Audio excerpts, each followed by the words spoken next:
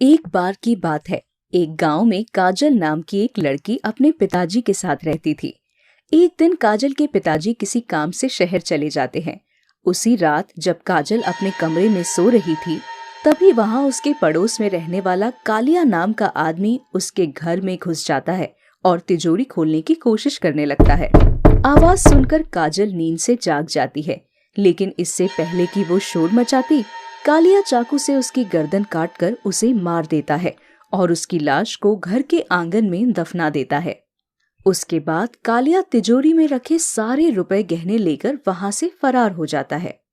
अगले दिन जब काजल के पिताजी शहर से लौटकर आते हैं, तो घर में अपनी बेटी को ना पाकर और टूटी हुई तिजोरी देखकर बहुत घबरा जाते हैं।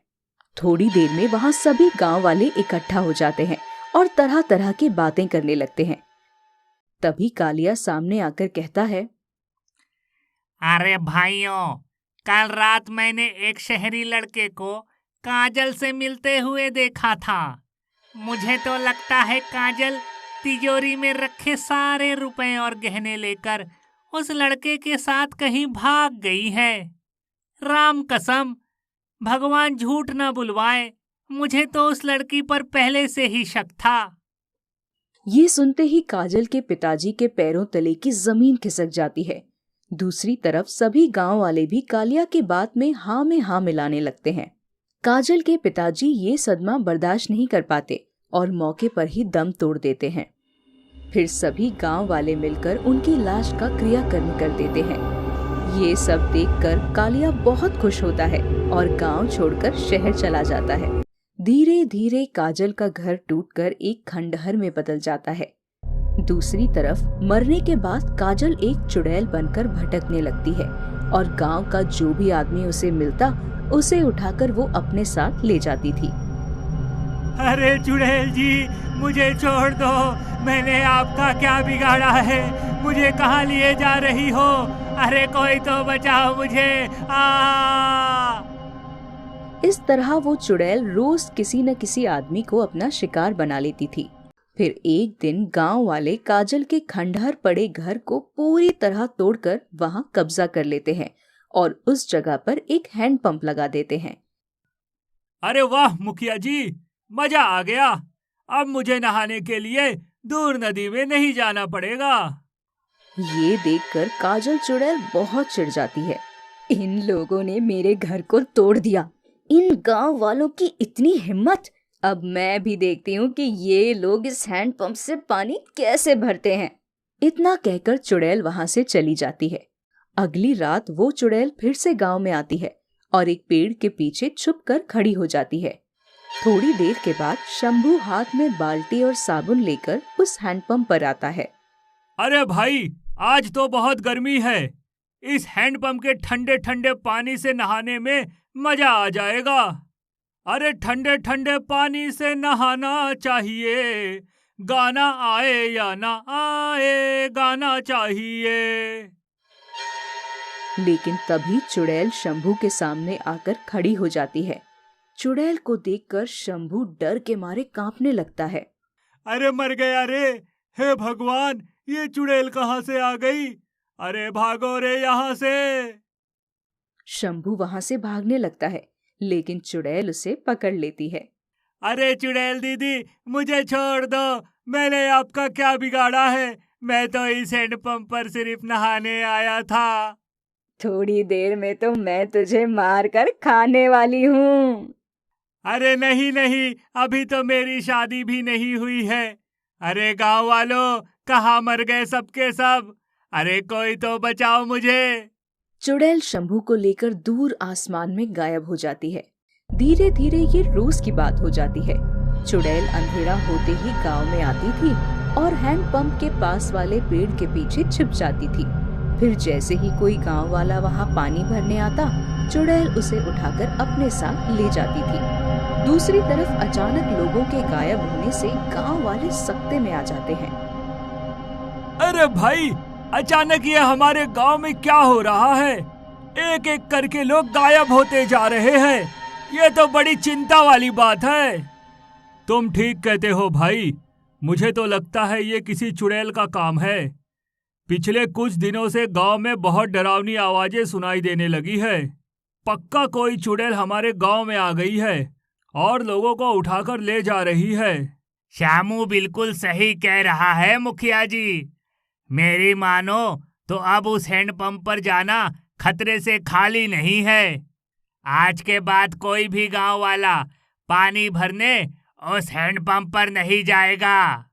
इस तरह आपस में सलाह कर सभी गांव वाले तय कर लेते हैं कि आज के बाद कोई भी गांव वाला पानी भरने उस हैंडपंप पर नहीं जाएगा। फिर एक रात वो चुड़ैल हैंडपंप पर आती है तो काफी इंतजार करने के बावजूद भी उसे कोई गांव वाला नहीं दिखाई देता। इसके बाद चुड़ैल वहां से वापस लौट जाती है। इस तरह कई हफ्ते बीत जाते हैं, लेकिन चुड़ैल किसी गांव वाले का शिकार नहीं कर पाती। ये देख चुड़ैल गुस्से से लाल हो जाती है। इतने दिनों से मैंने किसी इंसान का खून नहीं पिया, लेकिन आज मैं खाली हाथ नहीं जाऊंगी। इतना कहकर चुड़ैल गांव की गली में जाकर लोगों की तलाश करने लगती है। अरे ये क्या, सारी गली सुनसान पड़ी है। कोई बात नहीं, मैं सभी के घरों के दरवाजे खटखटाती हूँ, कोई तो दरवाजा खोलेगा ही। चुड़ैल एक एक करके लोगों के घरों के दरवाजे खटखटाने लगती है, लेकिन कोई भी गांव वाला दरवाजा नहीं खोलता। कुछ देर बाद चुड़ैल रामू के घर पर पहुंच जाती है। ओ मेरे राजा, दरवाजा खोलो, देखो मैं तुमसे मिलने आई हूँ। तभी घर के अंदर चारपाई पर लेटा रामू ये सुनकर खुश हो जाता है। अरे जिंदगी में पहली बार कोई औरत मुझे इतने प्यार से बुला रही है। जरा मैं भी तो देखूं कौन सुंदरी मेरे दरवाजे पर आई है। रामू बिस्तर से उठकर दरवाजे की ओर चल देता है। अरे सुनो, कहीं जाना नहीं, मैं अभी आ रहा हूँ। रामू जैसे ही दरवाजा खोलने के लिए अपना हाथ आगे बढ़ाता है कि तभी श्यामू उसका हाथ पकड़ लेता है। अरे क्यों मौत को गले लगाने जा रहे हो भाई? बाहर एक चुड़ैल खड़ी है, यकीन नहीं होता? आओ मेरे साथ, अभी तुम्हें दिखाता हूँ। फिर श्यामू धीरे से खिड़की खोलकर रामू को बाहर का नजारा दिखाता है। दरवाजे पर चुड़ैल को देखकर रामू के हाथ पैर ठंडे पड़ जाते हैं। अरे मर गए रे, ये तो एक चुड़ैल है। अरे जल्दी दरवाजा खोलो, क्या हुआ मेरे राजा? अरे राजा का बज गया बाजा। अरे भाई, इस खिड़की को जल्दी से बंद करो, कहीं उस चुड़ैल ने हमें देख लिया तो लेने के देने पड़ जाएंगे। श्यामू जल्दी से खिड़की बंद कर देता है। दूसरी तरफ थोड़ी देर इंतजार करने के बाद चुड़ैल वहां से चली जाती है, लेकिन गली के मोड़ पर आते ही चुड़ैल देखती है कि कालिया अपनी मोटरसाइकिल पर बैठकर चला आ रहा है। उसे देखते ही चुड़ैल गुस्से से आग बबूला हो जाती है। कालिया अपनी मोटरसाइकिल हैंडपंप के पास रोक देता है। आज तो चोरी करके मजा आ गया। अब 2-4 महीने मुझे कुछ करने की जरूरत नहीं है, मजे से बैठकर खाऊंगा। कालिया मोटरसाइकिल से उतरकर हाथ मुंह धोने लगता है। तभी चुड़ैल उसके सामने आकर खड़ी हो जाती है। अच्छा हुआ तू मिल गया, मैं बहुत दिनों से तेरी तलाश कर रही थी कालिया। आज मैं तुझसे अपनी मौत का बदला लेकर रहूंगी। अरे काजल बहन तू, अरे नहीं नहीं, मुझसे गलती हो गई थी। तेरी मौत का मुझे बहुत अफसोस है। जो हुआ उसे भूल जा और मुझे माफ कर दे। लेकिन चुड़ैल उसकी एक नहीं सुनती और उसकी गर्दन पकड़ लेती है।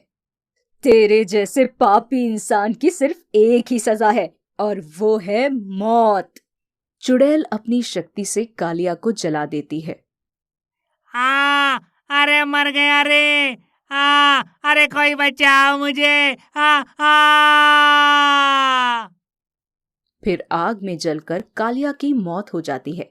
अगले दिन हैंडपंप के पास कालिया की जली हुई लाश देखकर गांव वाले घबरा जाते हैं और फौरन एक तांत्रिक को बुला लाते हैं। तांत्रिक अपनी शक्ति से सारी बात का पता लगा लेता है।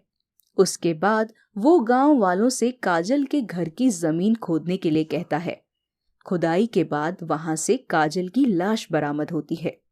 उसे देखकर सभी गांव वाले समझ जाते हैं कि काजल बेकसूर थी और किसी ने उसकी हत्या करके उसी के घर में दफना दिया था।